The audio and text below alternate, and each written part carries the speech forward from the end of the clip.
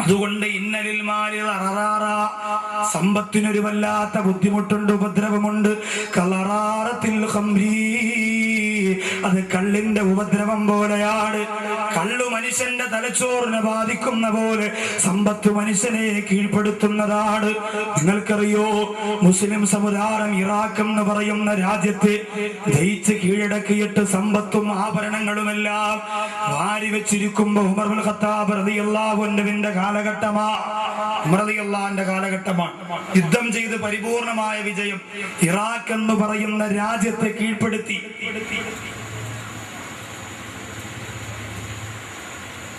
Iraq എന്ന് പറയുന്ന രാജ്യത്തെ കീഴ്പ്പെടുത്തി ഉമർ ഇബ്നുൽ ഖത്താബ് റളിയല്ലാഹു അൻഹു.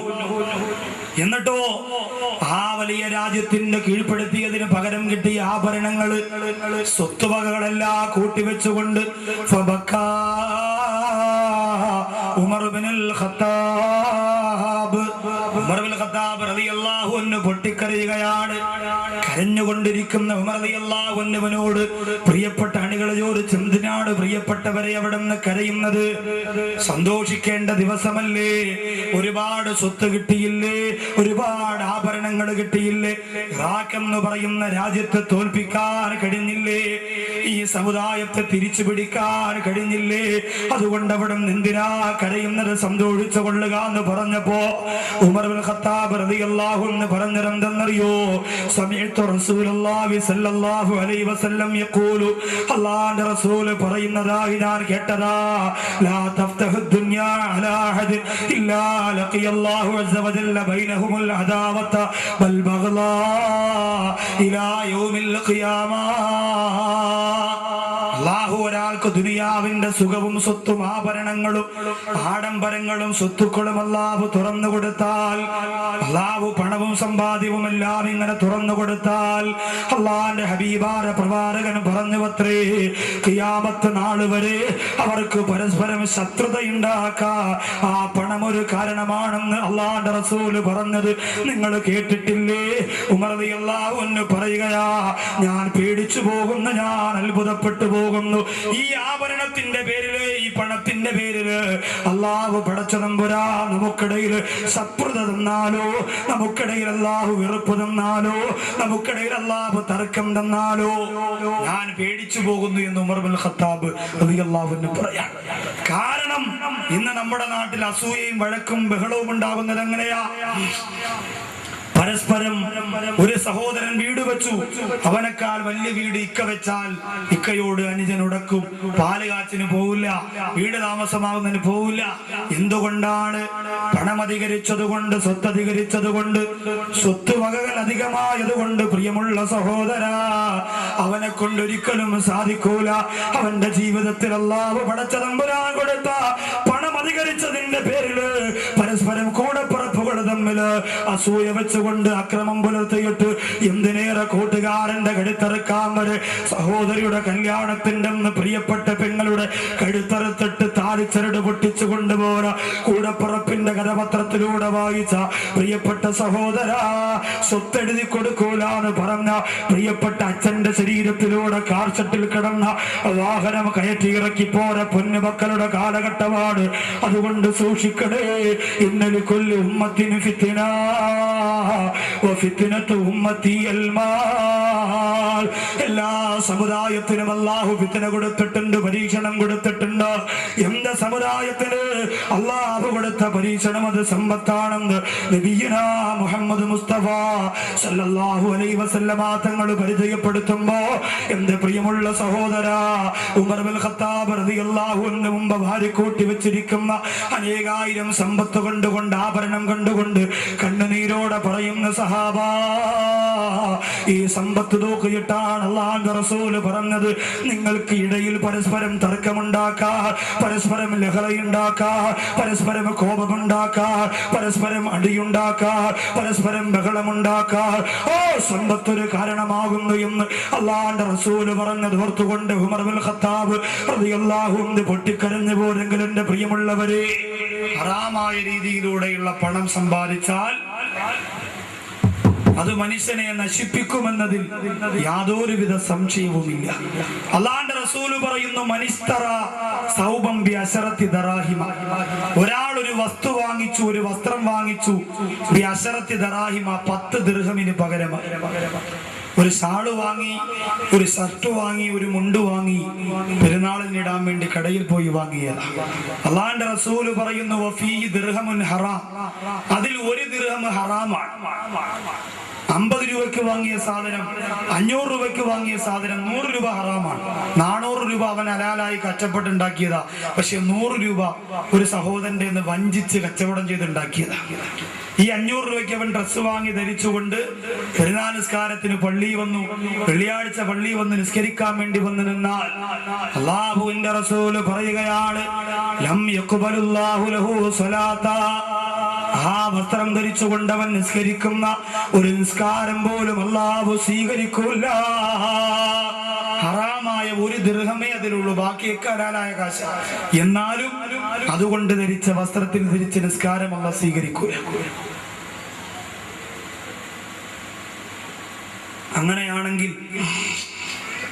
അങ്ങനെയാണെങ്കിൽ പ്രിയപ്പെട്ടവരെ, പർദ്ദ വാങ്ങുന്നു, 1500 രൂപ കച്ചവടക്കാര് പറഞ്ഞു. നിങ്ങൾ പോയിട്ട് വില പറഞ്ഞ് 900 രൂപയ്ക്ക് വാങ്ങി വരുമ്പോ കച്ചവടക്കാരൻ പറഞ്ഞു നീ ഒന്നും ഗുണം പിടിക്കൂലടാ, എന്നിട്ട് പൊതിഞ്ഞു തരികയാണ്. ആ വസ്ത്രം നമുക്ക് ഹലാലല്ല. ആ വസ്ത്രം ധരിച്ചുകൊണ്ട് നിസ്കരിച്ചാൽ ആ നിസ്കാരം അല്ലാഹു സ്വീകരിക്കുകയില്ല. അതുകൊണ്ട് എളുപ്പമാണ് ഹറാമായ പണമുണ്ടാക്കാ. പക്ഷെ ഹറാമായ പണം കൊണ്ട് എന്റെ പ്രിയമുള്ളവരെ ഒരു അമലും അല്ലാഹു സ്വീകരിക്കൂല. സർവ്വവിധമായ ഇബാദത്തുകളും പൊളിഞ്ഞു പോകും. അല്ലാഹു കാത്തുരക്ഷിക്കട്ടെ.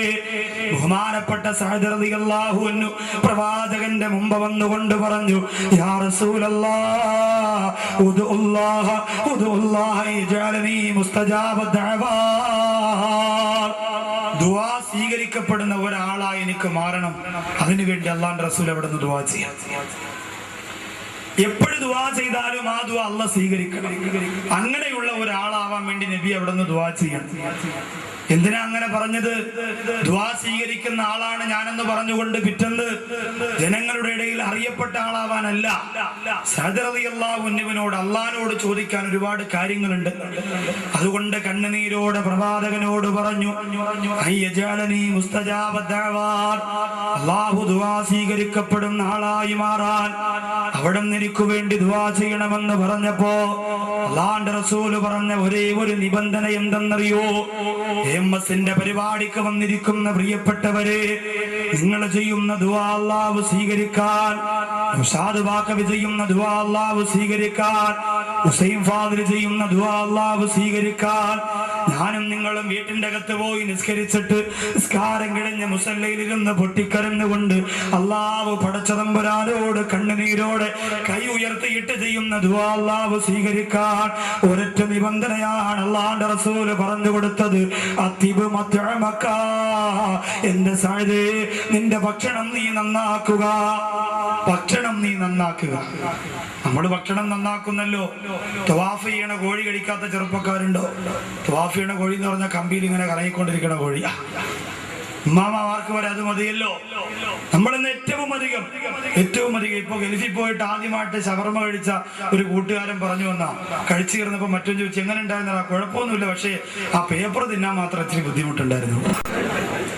ആദ്യമായിട്ട് കഴിക്കല് മൂപ്പർക്ക് അറിഞ്ഞൂടാ, തുലിച്ചാ കഴിക്കേണ്ടത്. അപ്പൊ അത്തിബ് മത്തഴമക്ക, ഭക്ഷണം നന്നാക്കുക എന്ന് പറഞ്ഞാൽ ഇന്ന് ഭക്ഷണം മോടി പിടിപ്പിച്ച ഭക്ഷണങ്ങളല്ലേ, അത് നല്ലതാണ്. പക്ഷേ അതല്ല റസൂലുള്ള പറഞ്ഞതല്ല. ഭക്ഷണം നന്നാക്കാൻ അല്ലാഹുവിന്റെ റസൂല് പറഞ്ഞത് ഹറാമില്ലാത്ത ഭക്ഷണം കഴിച്ച ഉസ്താദ് ബാക്കവിയല്ല, ഏത് ബാക്കവി ദുആ ചെയ്താലും, ഏത് ചെറുപ്പക്കാരൻ ആമീൻ പറഞ്ഞാലും, ഏത് പാവപ്പെട്ടവൻ ദുആ ചെയ്താലും ആ ദുആന് അല്ലാഹുവിന്റെ മുന്നാമാറ സമ്പാദ്യമുണ്ടല്ലോ.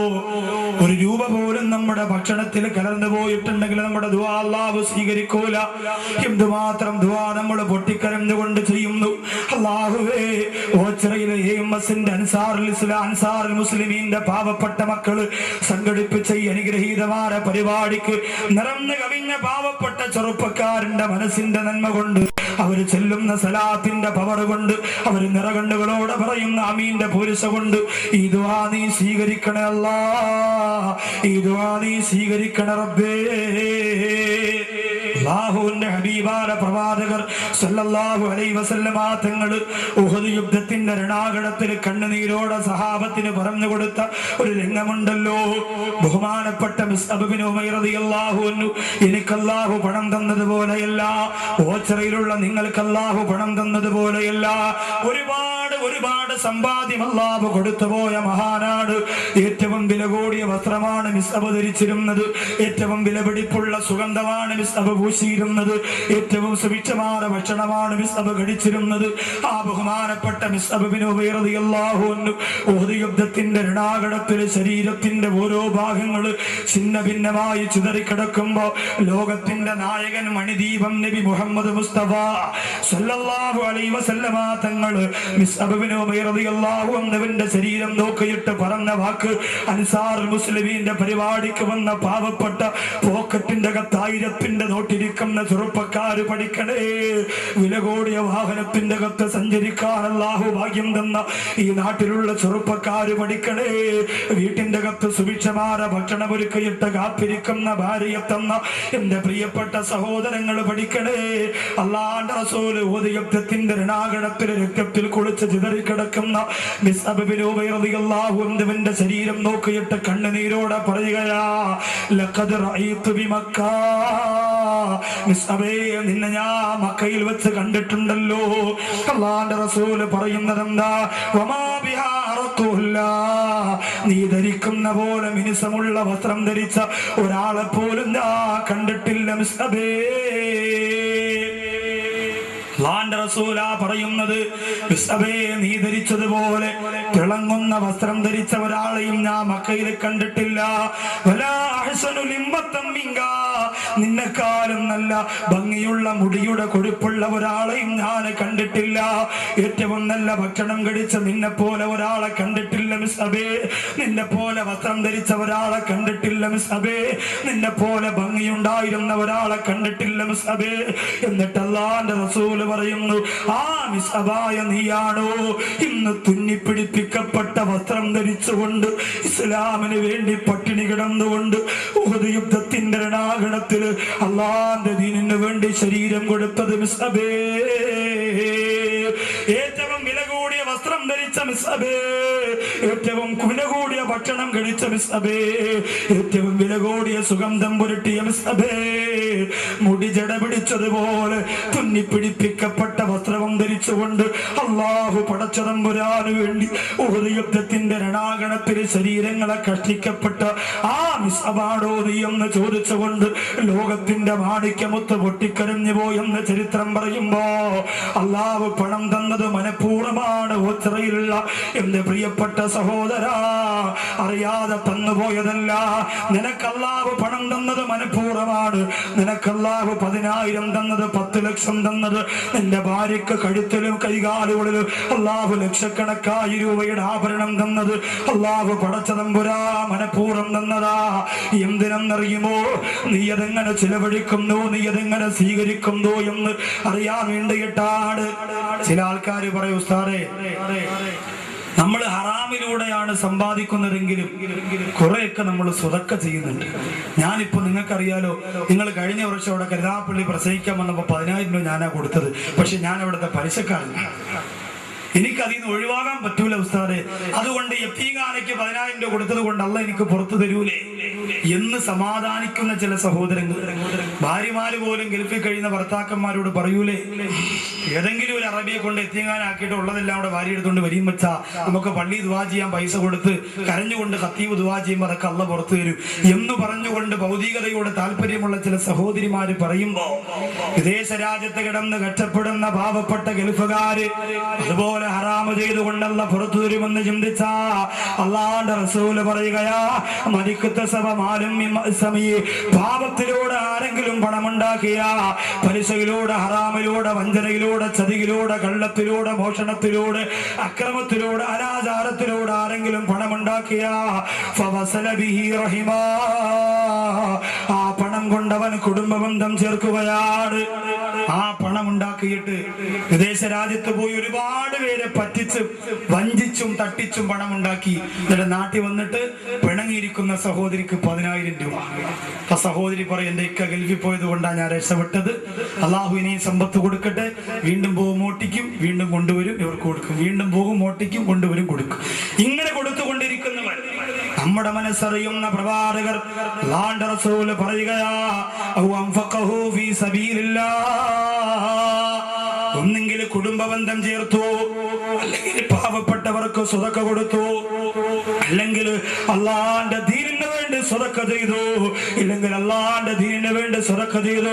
അള്ളാന്റെ റസൂൽ പറയുന്ന ജുമിഅ ദാലിക കുല്ലുഹു ജമിഅ, അതെല്ലാം അള്ളാഹു ഒരുമിച്ച് കൂട്ടിയിട്ട് ഫഖുദിഫ ബിഹി ജഹന്നമ, നരകത്തിലേക്ക് അവനെ തലകീടായി വലിച്ചെറിയപ്പെടുമെന്ന് നബി മുഹമ്മദ് മുസ്തഫ.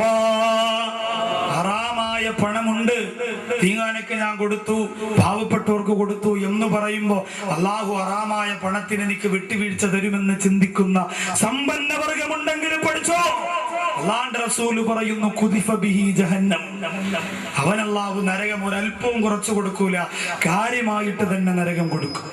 ഇനി എങ്ങനെ ചിലവഴിക്കണം സമ്പത്ത്? പണമുണ്ടാക്കിയാ മാത്രം പോരല്ലോ, എങ്ങനെയാ പണം ചിലവഴിക്കേണ്ടത്? ചോദിക്കുന്നതിനൊക്കെ വാരി വലിച്ചു കൊടുക്കാനും പാടില്ല. അർഹതപ്പെട്ടതിന് കാര്യമായതിന് ആവശ്യമുള്ളതുപോലെ പണം ചെലവഴിക്കാനുള്ള ഒരു മനസ്സിന്റെ പ്രിയപ്പെട്ടവരെ നമുക്കുണ്ടാവണം. അല്ലാഹു തൗഫീഖ് തരട്ടെ.